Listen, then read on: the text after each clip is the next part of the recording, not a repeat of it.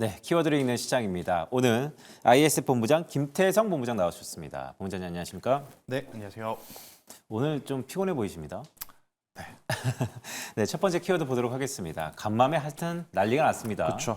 S&P뿐만 아니고 나스닥도 2% 넘는 조정. 이게 거진 한 2년 만에 최대폭인데 네. 많이 올랐으니까 조정이 뭐 있을 법하다라고 하지만 네. 지금의 자리는 조금 염려스러운 자리인 것 같습니다. 네. 더구나 테슬라는 어떻게 봐야 됩니까? 전반적으로 이 M7 어떻게 보셨어요? 일단 그 중에서 가장 테슬라가 좀 얄밉다라는 표현이 맞을 것 같습니다. 왜냐하면 7월달 들어오면서 가장 빅테크 기업들 중에 반등세가 강한 기업을 뽑아 보면 애플과 테슬라였거든요. 근데 테슬라 같은 경우에는 상승할 때 우리나라 기업들을 데리고 올라가지 못했죠. 근데 하락할 때는 또 이제 끌고 같이 내려오는 애플 같은 경우에는 주가가 올라감으로써 우리나라 LG이노텍이라든지 BH와 같은 기업들이 따라 움직이는 모습들을 좀 보인 상태에서 조정을 좀 같이 봤는데 테슬라 같은 경우에는 앞서 말씀드린 대로 올라갈 때는 혼자 내려갈 때는 우리나라 시장 전체에 영향을 주는 그러한 상황이 나타나다 보니 아무래도 이제 2차 전지의 투심이 살아날만 하면 꼭 이렇게 꺾이는 이슈들이 좀 발생이 되면서 2차 전지는 여전히 힘든가 혹은 시간이 더 필요한가 이런 투심의 위축을 좀 불러일으킬 만한 요소들이 굉장히 많아졌다라고 좀 말씀드릴 수 있을 것 같고요. 어제 추가적인 조정 그리고 이제 나스닥 같은 경우에는 혹은 필라델피아 반도체 같은 경우에 이제 급격하게 조정이 나온 이유는 뭐였냐면 우리가 이제 주가라고 하는 것 자체가 계속 성장 기대감을 안고 올라가는 거지 않습니까? 올해 1분기, 올해 2분기까지만 하더라도 성장 기대감은 그래도 유지가 됐었는데 엔비디아가 액분 이후에 고점에서 수급 부담 때문에 흔들리기 시작을 하더니 그러면 이제 많은 투자자분들은 그래 엔비디아는 많이 올랐으니까 이 정도의 조정은 괜찮아. 대신에 다른 기업들은 우리에게 숫자를 꼭 보여줘야만 해. 라는 이제 어떤 시선으로 바라보고 있었는데 메타 같은 경우에는 유튜브 수익이 굉장히 저조했습니다. 그리고 이제 포드 같은 경우에는 실적이 발표하기 전에 이미 주가가 많이 올란 상태에서 실적을 굉장히 기대를 했었거든요. 근데 오히려 실적은 안 좋게 나오다 보니까 세로뉴스로 작용을 하게 되었고 더군다나 더욱 이제 또 속상한 건 GM이죠. GM은 굉장히 좋은 숫자를 냈음에도 불구하고 시간에 프리장에서도 정말 강한 상승세를 보였음에도 불구하고 본장 열리고 나서 차익 매도 물량이 좀 강하게 나타나는 그런 모습들. 그리고 이제 테슬라 같은 경우에는 이번에 사실 이제 2분기에 인도량 굉장히 많이 증가했다, 회복했다라는 것 때문에 기대감을 한껏 줬었는데 그 기대감을 저버리는 어떤 성적표를 내다 보니 아무래도 이제 빅테크 기업들의 조정이 강했고 그 여파가 지금 우리 시장에 계속해서 지금 미치고 있는 상황이다라는 의견 드리도록 하겠습니다. 네, 말씀하셨던 것처럼 참 다양한 이슈에서 M7이 조정을 그렇죠. 받았는데요. 이러한 의구심이 있을 때 경제 지표마저 안 좋으면 불안이 확신이 되잖아요. 네. 어저께 그런 일이 벌어진 것 같습니다. AI에 대한 우려, 회의론이 있는 가운데 미국의 S&P 그룹에서 발표하는 7월달 제조업 지수가 컨센서스를 하회했어요. 네. 미국의 제조업 지수는 두 개가 있죠. ISM이 있고 그렇죠. S&P가 있고 네. ISM은 글로벌 기업들을 대부분 네. 서베이하고 S&P는 미국 자체적인 국내 제조업의 업황을 보는데 안 좋았다는 거 아닙니까? 네.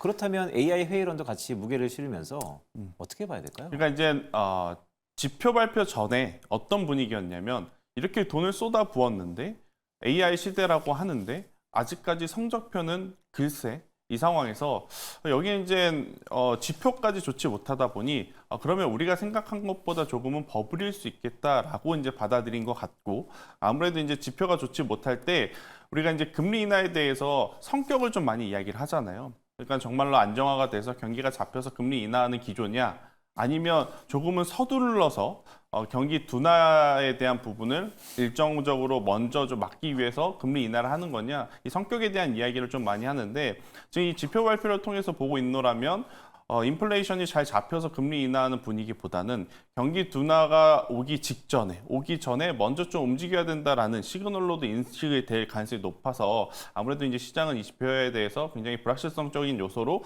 보긴 했는데 저는 개인적으로 지금 금리 인하는 어차피 진행이 될 가능성이 높아서 지표에 크게 의미가 있나라는 생각이 들어요. 지금 사실 뭐 지표 때문에 빠졌다라고는 저는 보기는 어려울 것 같고요. 그냥 종목분들이 시장이 내려오는 과정 속에 지표가 나왔는데 하필이면 그 지표까지도 지금 시장에 도움이 별로 되지 못했다. 이렇게 해석이 맞는 것 같습니다. 투심이 약화된 가운데 지표가 덩달아 나와서 네. 타이밍상 해석이 동반해서 부정적으로 나왔다라고 지금 이해를 하겠습니다. 자, 두 번째 키워드 볼까요? 자, SK하이닉스입니다. 네. 사실 삼성전자가 실적 발표를 한 이후에 그 다음에 SK하이닉스를 보자 한 2, 3주간 동안 수많은 전문가들과 제가 얘기를 했습니다. 네. 근데 항상 여쭤봤던 게 실적 좋게 나오면 과연 주가 좋습니까? 라는 얘기를 계속 했거든요.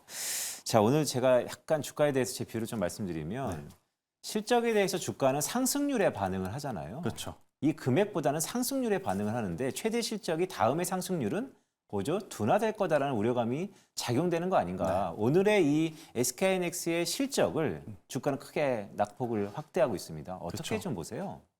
실적에 대한 부분도 있겠죠. 물론 이제 실적에 대한 부분도 있겠지만 최근에 SK하이닉스와 삼성전자의 조정은 글로벌 빅테크의 조정과 좀 결을 같이 하기 때문에 실적 때문에 빠졌다라고 보기에는 다소 좀 억울할 수는 있을 것 같아요. 더군다나 굉장히 좋은 성과를 냈습니다. 물론 우리가 삼성전자를 바라보면서 SK하이닉스는 HBM의 지금 중심에 있으니까 이보다 더 좋은 숫자를 낼 거야, 더 좋은 실적을 낼 거야 라고 이제 바라봤었는데 그 눈높이는 미쳐주지 못했어요. 하지만 이 정도의 숫자는 저는 굉장히 좋은 성과였다라고 생각이 들고 있거든요. 이 HBM이라는 게 굉장히 많이 팔리지만 한 가지 단점이 뭐냐면 공장을 더 이상 증설하지 않는 이상 SK하이닉스가 지금보다 더 많이 생산을 할 수 없다라는 거예요. 그래서 너무 이제 큰 눈높이에 좀 미치지 못하는 숫자 때문에 다소 이제 변동성은 좀 나오지만 저는 반대로 좀 생각을 합니다. 역설적으로 우리가 기다렸던 반도체 IT 조정이 나왔는데 왜 이렇게 떨어질 때 손절을 해야 하고 왜 이렇게 떨어지니까 이제는 반도체 다시 보면 안 되냐? 저는 그렇게 생각을 하거든요. 왜냐하면 저는 6월달, 5월달 SK하이닉스가 시세를 낼 때 지금부터는 수익이 나신 분들 같은 경우에는 충분히 좀 수익을 챙기면서 다음을 노려야 된다라고 계속 이야기를 드려왔어요. 그 다음이 저는 지금이 발생이 되었기 때문에 저는 어떻게 보면 뭐 가지고 계신 분들은 저를 좀 얄밉게 보실 수는 있겠지만 현금 있으신 분들에게 지금의 SK하이닉스의 가격 분할 매수한다 했었을 때 1차 매수로서 매력적인가? 저는 굉장히 매력적이다라는 의견을 한번 드려보도록 하겠습니다. 자, 그렇다면 정리해보면 지금의 낙폭이 네, 뼈가 아프지만 네, 사실 바뀌는 게 없고 추세적인 상승 모멘텀이 살아있기 때문에 네. 지금이 매수의 적기다 이렇게 해석해도 되겠습니까? 그러니까 이제 이게 오해를 하시면 안 되는 게 제가 이제 조금 강한 어조를 이야기했다 그래서 여기서부터 더 안 빠진다 그건 아닙니다. 그건 아니지만 우리가 이제 보통 대형주를 매매할 때 적게는 2-3번, 많게는 뭐 7번, 8번 뭐 그 이상 하시는 분들도 있을 것 같은데 그중에 1차 매수 정도는 이제부터는 이 가격이라면 저는 SK하이닉스 충분히 접근을 해봐도 괜찮다라는 생각이 들거든요. 불과 일주일 전, 10일 전으로만 돌아가면 SK하이닉스 TP 또 올리는 리포트가 나왔습니다. 또 목표가 상향을 또 올리고 있습니다. 이런 이야기가 나왔었던 종목이에요. 근데 그때 기준과 지금의 기준 펀더멘탈이 바뀌었는가? 전혀 바뀐 게 없습니다. 그 사이에 트럼프 피격 이슈가 있었고 바이든의 어떤 대선 포기 이슈가 있었고 글로벌적으로 이제 수급 이슈가 있었던 상황이라서요. 펀더멘탈이 흔들리지 않았기 때문에 반도체는 저는 여전히 지금 좀 봐야 되는데 여기서 이제 한 가지 추가적으로 더 말씀을 드리면 우리가 예상하는 범위 내에서의 조정이 나오면 저는 중소형주를 먼저 봅니다. 그런데 어제처럼 혹은 최근처럼 우리가 생각한 것보다 더 깊은 조정이 나오면 그때는 오히려 반대로 중소형 쪽보다는 대형주를 좀 먼저 봐야 된다는 생각을 하고 있거든요. 왜냐하면 반등이 나올 때 삼성전자 먼저, SK하이닉스 먼저 나올 가능성이 높기 때문에 그래서 SK하이닉스의 분할 매수는 지금 괜찮지만 반도체 소부장 같은 경우에는 더 지켜봐야 됩니다. 여기서 이제 옥석 가리기가 저절로 진행될 거거든요. SK하이닉스가 반등이 나올 때, 삼성전자가 반등이 나올 때 따라 올라오는 기업이 있을 거고 못 올라오는 기업이 있을 가능성이 높거든요. 그때 이제 따라 올라오는 기업을 저는 집중하셔야 된다는 의견 드려보고 싶습니다. 자, 김태성 본부장의 이 부분 되게 재미있네요. 낙폭이 우리가 생각하는 것보다 과하다면 네. 오히려 대형주, 주도주를 집중적으로 봐야 된다. 네. 이렇게 좀 이해를 하도록 하겠습니다. 자, 마지막 키워드 보겠습니다. 자, 그럴 때일수록 대응이 좀 필요하겠죠. 대응이 매우 중요할 것 같은데 오늘 셀트리온이 조금 유독 눈에 띕니다. 그런데 보니까 미국 상원에서 미국이 앞으로 이제 특허를 내기가 좀 더 힘들다면서요? 그렇죠. 그러다 보니까 이제 바이오시밀러 하는 쪽은 당연히 이제 수혜를 받는 건데, 근데 이것도 사실은 조금 더 뉴스 플로우를 좀 천천히 봐야 될 것 같아요. 과연 미국이 우리나라 기업들에게 정말 좋은 기회를 그냥 아무런 대가 없이 줄까? 이 부분도 좀 고민을 해봐야 되는 부분이거든요. 대신에 이제 그런 부분에 노이즈가 아직 나오지 않았기 때문에 지금 나온 이슈로 이제 체크를 해보면 셀트리온 같은 경우에는 두 가지 부분에서 장점이 있는 거죠. 바이오시밀러 쪽에 최근에 안 그래도 계속해서 획득을 하는 제품들이 굉장히 많아지고 있었던 상황. 그 제품들을 생산을 하기 위해서 과거부터 공장 증설을 진행을 했는데 공장 증설이 이제 마무리가 되는 시점.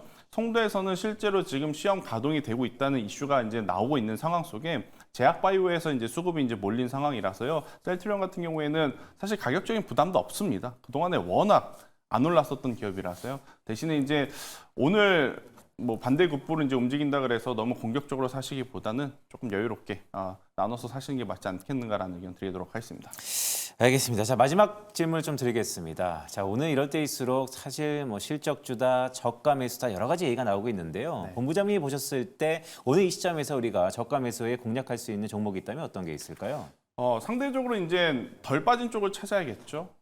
IT 쪽에서 찾아보면 저는 삼성전기가 그렇게 참 매력적으로 보인다고 좀 설명드릴 수는 있을 것 같아요. 물론 지수가 좀 밀렸을 때 고점에서 여기서 이제 박스 돌파를 할 수 있을 거라 생각을 했었는데 돌파하지 못하고 밀리긴 했습니다만 다른 기타 대형주 대비해서 정말 이 정도의 지지는 강한 힘이다라고 좀 볼 수 있어서요. 매출에 대한 기대감, MLCC 평균 단가가 상승하면서 삼성전기뿐 아니라 무라타와 함께 글로벌 탑티어 기업들이 같이 지금 우상향을 기록하고 있어서요. 저는 만약에 대형주 쪽에서 보신다면 삼성전기도 지금은 꼭 한번 체크를 해보셨으면 좋겠다는 의견을 드려보도록 하겠습니다. 네, 김태성 본부장의 오늘의 대응 공략 종목은 삼성전기였습니다. 오늘 IS앳 김태성 본부장과 함께했습니다. 본부장님 고맙습니다.